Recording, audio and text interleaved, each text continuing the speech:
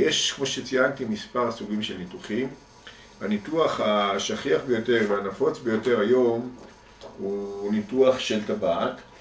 בניתוח הזה אנחנו שמים טבעת שחובקת את הכניסה לקיבה. זו טבעת מסיליקון מתכווננת.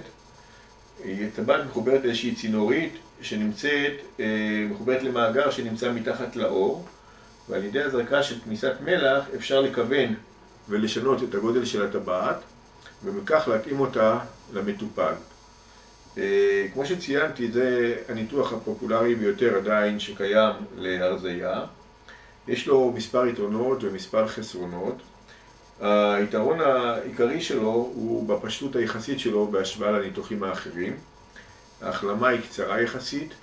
בדרך כלל אפשר ללכת, אם הכל עובר כשורה, למחרת הניתוח הביתה. ואחר כך מתחיל תהליך של מעקב שעל ידי כיוון הטבעת מגיעים לגודל האופטימלי שלה למטופל הספציפי, וככה הוא יורד במשקל. מה שעושה הטבעת הזאת למעשה, היא מגבילה את הכניסה לקיבה. ואנחנו אוכלים מעט, והאוכל עובר פה לאט, ועל ידי זה שאנחנו אוכלים מעט ולא יכולים לאכול יותר, כי הטבעת מונעת מאיתנו לאכול יותר, אנחנו חשים תחושה מוקדמת של שובע ושל מלאות, וכך אנחנו יורדים במשקל. כמובן, הניתוח הזה וכל הניתוחים שאני אדבר עליהם, הם רק כלי שהכירורג נותן למטופל כדי לרדת במשקל, ודורש המון שיתוף פעולה מהמטופל. הוא חייב להימנע ממאכלים שהם עתירי בקלוריות, כמו משקאות ממותקים, שוקולדים, גלידות, מילקשקים וכדומה, כי הדברים האלה כן יעברו בטבעת והם ימנעו תוצאות רצויות של ירידה במשקל. כמו שציינתי, לטבעת יש גם מספר חסרונות שצריך לדעת עליהם. אחת מהן היא שהיא יכולה להחליק מהמקום במורד הקיבה, וזה יכול לקרות בכ10% מהמטופלים, והדבר דורש לפעמים ניתוח לתיקון המקום של הטבעת.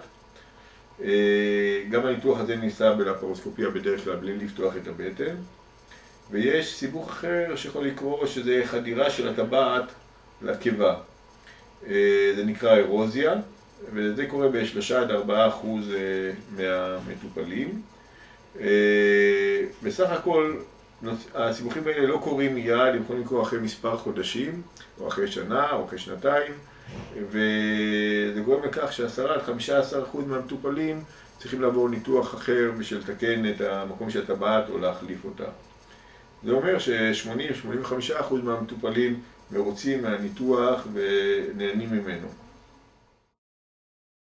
כשאתה בעצם מדבר על הכוונון של הטבעת, האם מדובר בעצם בעוד ניתוח? כל פעם צריך לבוא ולהתנתח כדי לכוון את הטבעת?